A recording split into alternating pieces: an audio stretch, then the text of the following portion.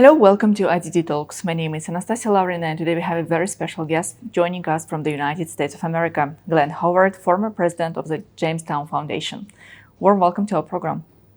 Thank you for having me on. It's always a pleasure to speak to our friends in Azerbaijan. Thank you. Thank you so much. Let me start with a very interesting question. Recent visit of Hikmat Hajiyev, the foreign policy advisor to the President of Azerbaijan to the United States of America. How do you assess the significance of this visit in terms of strengthening diplomatic ties between two countries, between the United States of America and Azerbaijan? Well, I think that his visit was very important because it's still an indication that the United States and Azerbaijan are trying to conduct a level of diplomacy so that they can clarify their views about different topics. And I think the recent demonstration by Ambassador Mark Libby, who indicated he was hesitant to travel to Karabakh on May 3rd when he was asked from Armenia. He said that he was not sure, he was hesitant, and then that, of course, led to a lot of criticism in the Azerbaijani media. And then Libby turns right around and then he goes to visit Shusha. So I think that this was an indication that there's some type of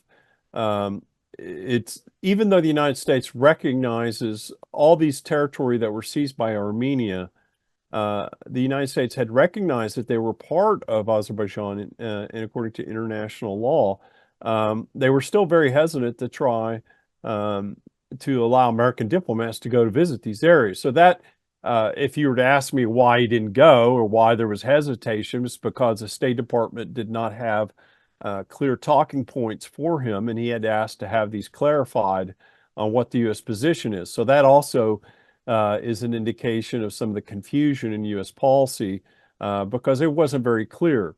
But the fact that he did go is very significant, obviously. And I think when you ask about Hajiyev's visit to the United States, I think that there's some issues they're trying to clarify, especially where they stand on the talks that were held in Almaty on May 11th. And so a continuation of those talks and then the current developments inside of Armenia. So I think that the decision by our Armenian Prime Minister Pashinyan to return those villages in Tavush is very significant. But we're all following the news with the visit to Tavush and the demonstrations in Yerevan of Archbishop Bagrat Gastanyan. And so this clearly indicates a lot of meddling going on internally inside of Armenia that has repercussions for U.S. relations with the Caucasus region in Armenia and Azerbaijan and trying to settle the Karabakh dispute. Now, it's obvious that it's become a bilateral issue between Armenia and Azerbaijan. Right. Now this is a bilateral issue between Armenia and Azerbaijan. So, Glenn, how do you see the progress achieved between two sides, between Armenia and Azerbaijan, the negotiation process? You've seen Prime Minister Pashinyan praise the border meeting that they had on May 16th, where they adopted, where he made the statement, and then he was referring to the decision on May 15th, where Azerbaijan and Armenia finally agreed to the 1976 map from the Soviet period that shows the border. So now that the two sides are kind of in agreement on that, that means that likely that Hajiyev's visit to the United States was a part of this, trying to discuss and share information with the United States, what the Azerbaijani perspective is on those meetings, where do they stand, and to kind of clarify. So I think it's just a continuation of the efforts on the United States and Azerbaijan to become a little bit clearer in their relations. I would also note that there's been some personnel changes in the U.S. White House with the arrival of Mike Carpenter, who's now become the NSC director for Europe, and Ambassador Carpenter, who was at the OSCE, has a long history and understanding of the Caucasus region. He's very close to Georgia, knows the issues about Karabakh quite closely, and he previously worked as a deputy for former U.S. Ambassador Matt Bryza in the 1990s. So Ambassador Carpenter has very good credentials in having that he was very much educated by Matt Bryza and learned a lot from Matt Bryza when he worked there at State Department. So now there is someone in the White House that does have a greater familiarity, and I would say a strong sympathy and interest in the Caucasus. So he knows the issues. He's very much attentive to developments there, and he could be very capable because he previously worked as an advisor to Vice President Biden when he was in the Obama White House. Mike was a very close Mike Carpenter was a very close advisor to then Vice President Biden on Ukraine issues and a lot of other issues. So the fact that he's back in the White House is very significant. He has interacts with the president Biden now on a very regular basis. So I think that, and I'm not trying to say that Jake Sullivan doesn't have a lot of interest, but it certainly helps to have a friend in the White House who's very knowledgeable about these issues. And it's very, someone who's very concerned about your big neighbor to the north. So this is and your another southern neighbor. So, so going back to the discussions and the demonstrations by Archbishop Augustinian, I think that there's a lot of meddling going on inside of Armenia, domestic politics, that you can attribute to his sudden activity and arrival and demonstrations that he's right on the border. But it appears to be that much of the opinion polls inside of Armenia still consider Pashinyan very favorably. That his effort to improve and have a peace agreement with relations with Azerbaijan are still very much on track. And I think that this is very significant. Yes, because anti-government protests are mounting in Armenia today, opposing the peace deal between Armenia and Azerbaijan. That definitely leads to the domestic turmoil. Because it's obviously there's going to be a lot of domestic turmoil inside of Armenia that's opposing these villages. Now, I would say that the demonstrations that we saw by Augustinian that was organized in both in Yerevan and in Tavush is what we call a kind of a litmus test. It's going to be a make or break issue. In other words, when Pashinyan tries to get through the peace deal to give back these villages, and as you know, they're going to have to change the Armenian. Azeris are asking that Armenia change its constitution.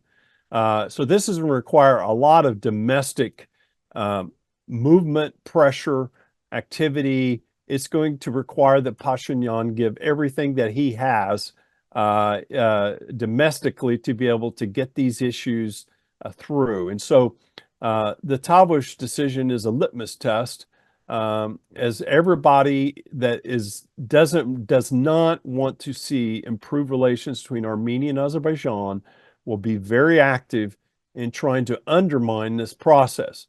So by that I mean Kacharyan, the Karabakh clan, that's very active and internally inside of Armenia will try to undermine Pashinyan in his efforts to try to get this deal through. So if they can manage to block this, the return of those villages, then that's a huge signal that domestically Pashinyan will have a much harder time ahead to deal with these other issues inside of Armenia about a larger peace deal. That's why the Tavush demonstrations were very important, because it shows a signal about how strong Pashinyan is, whether he has enough domestic support to be able to push this through. Right. Glen, Baku Energy Forum to take place in Azerbaijan next month. And I want to know your opinion about the energy relations between Azerbaijan and the United States of America. What role does energy diplomacy play in the bilateral relations? This energy forum, the Baku Energy Forum, it's going to happen. And you're going to have Harry Kamian who's coming from the United States, who works at the Bureau of Energy and Resources. He's a Principal Deputy Assistant Secretary of State. So he's coming to the Baku Energy Forum. It's a very significant development. Why is it important? Because inside the U.S. Government, there are different bureaucracies and groups that weigh in and have important decision-making policy. And so far, in the Biden administration, the State Department, you have not seen the Bureau of Energy very active when it comes to Azerbaijan and the Caucasus. If you remember when President Clinton tried to push through Baku-Tbilisi-Ceyhan pipeline project in the deal of the century, you had very strong support from the State Department in trying to push on energy policy in the Caucasus. But under the Biden administration, you have not seen that activity. So Kamian's visit to Baku is going to be significant as it shows the Bureau of Energy Resources at State Department is now starting, to kind of become in a more active role. That means that internally inside the U.S. State Department and inside the U.S. government bureaucracy, this group will now have a more active role and voice in internal discussions when it comes to the Caucasus. Now, it's not going to have a significant amount, but it's the fact that there's now a small voice inside the State Department saying, energy is really important. And with COP29 coming up, it's going to be very, important as well, especially in terms of who from the United States comes to participate in that. So I think it's a very positive sign in that direction about U.S. policy, a growing level of attention, even though there still is some hesitancy inside the U.S. government about how to deal with Karabakh and domestic politics inside the United States in the upcoming November election. You rightly mentioned COP29 to be held in Azerbaijan in November 2024. Quite probably the cooperation between two sides, the United States of America and Azerbaijan, to be on the agenda of discussion during this Baku Energy Week. Where do you see the potential for Washington and Baku to cooperate in the preparatory work for COP29? How does the U.S. climate policy change depend on the ruling party in the country? Well, I think it's hard to say at this point because that's going to be a completely different administration. Now, if it's the administration of Donald Trump, it might be completely different, their approach to COP29. But if you remember, the Secretary of Energy was very active in Azerbaijan under the previous Trump administration. So it will be a very hydrocarbon friendly administration, unlike the Biden administration. So, but Baku has had this secret plan to counter that by developing its wind power. So we all know that Azerbaijan is developing a lot of wind power, and so it's trying to play a very important role with alternative energy.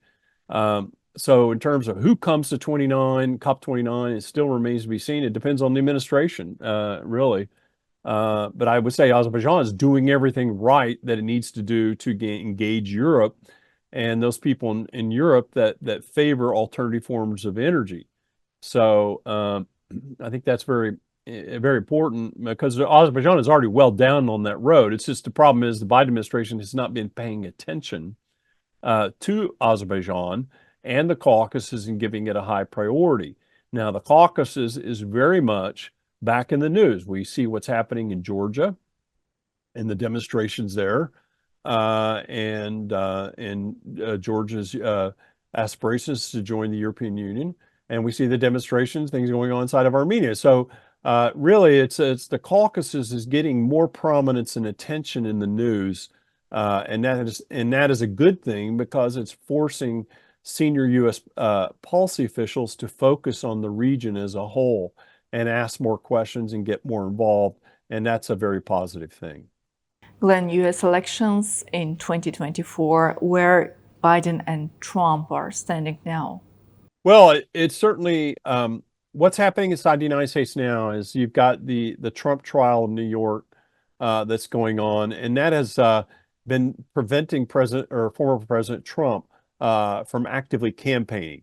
So once that trial is over, you will see former President Trump playing a more active role and in terms of campaigning inside the United States. There was a very important interview with President Trump in Time magazine where he was asked a lot of questions about what his policies would be. And it's obvious that his domestic agenda and repatriating all the illegal migrants that have come across the border in Texas will be a very top priority for him on day one of the administration, as will the need to drill for oil. So he's clarified a lot of his positions, and so we'll see how he stands. He's currently ahead in the polls in 6 of the 7 swing states in the United States that matter in terms of the electoral votes for the U.S. election. And so key states like Pennsylvania, Michigan, Wisconsin are all very important. And then we'll see who he picks as a vice presidential candidate will be very important. And we won't know this until August. So I think once the trial in New York is done and over, you'll see more activity, decision-making, kind of more glimpses of what his views on foreign policy will be. I just would say that his policies on the 3 Cs initiative are very, very important. I mean, he was someone that stepped forward and backed the 3 Cs initiative, not only with the policy support, but he gave money to the 3 Cs initiative by the U.S. government to invest in the 3 Cs initiative. So this is very strategically important in the United States if a Trump administration comes in. So we don't know in terms of domestic politics where California and certainly Massachusetts will not matter because those states will go for Biden in the upcoming election. That's where many members of the Armenian diaspora live. So I don't really see many changes on that area.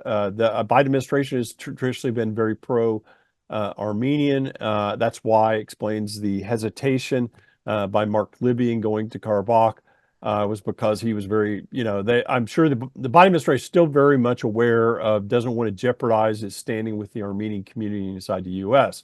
But they are paying more attention to the region. But so I don't think domestically that will affect things. I think the economy inside the United States will matter in the upcoming election significantly.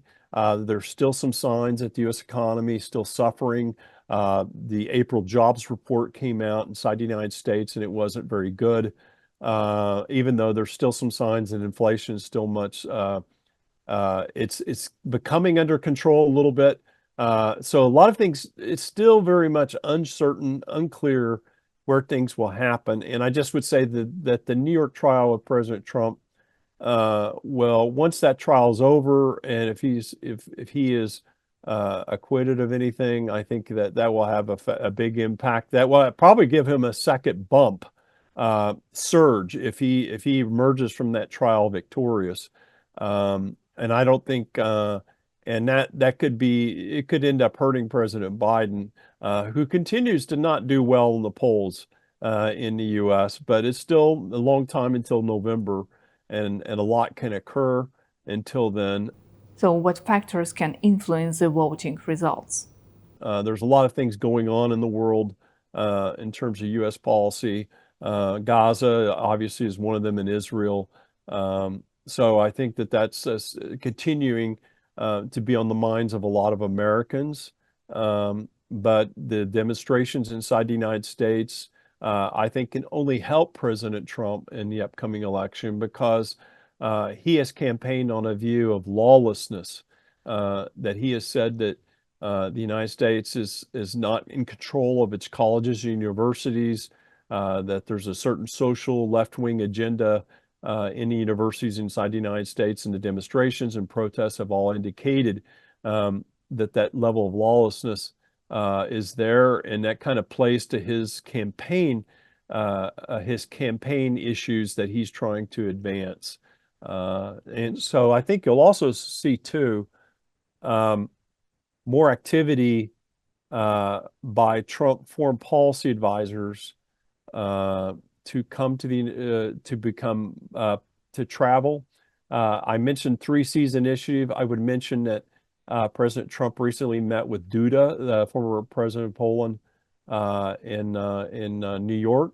And right after their meeting, President Trump approved the military assistance package for Ukraine that ended the opposition among Republicans that were blocking it. So when Duda met with Trump, and then he made a tweet on Truth Social, he made a comment about his meeting, and then there were some articles written about that meeting, very positive, that the former president of Poland had a very positive attitude in convincing Trump. Glenn, why this is so important, and how will the U.S. policy change if Donald Trump comes to power again? Because many people forget that President Trump's wife is from Slovenia, so she's from Eastern Europe. So she's obviously from that part of the world. 3-season issue. President Trump likes President Duda. He likes Poland. He always comments that the Poles voted for me in the last election, meaning the Polish-American vote in the United States was very supportive of President Trump. And so and he's good friends with Orban, and he's met with Orban repeatedly. And in fact, Orban went to Mar-a-Lago. So that means that many of the voices that he's listening to are coming from Eastern Europe. And that's very important in terms of how it may influence his views and attitudes. There's a report out that former National Security Advisor Robert O'Brien,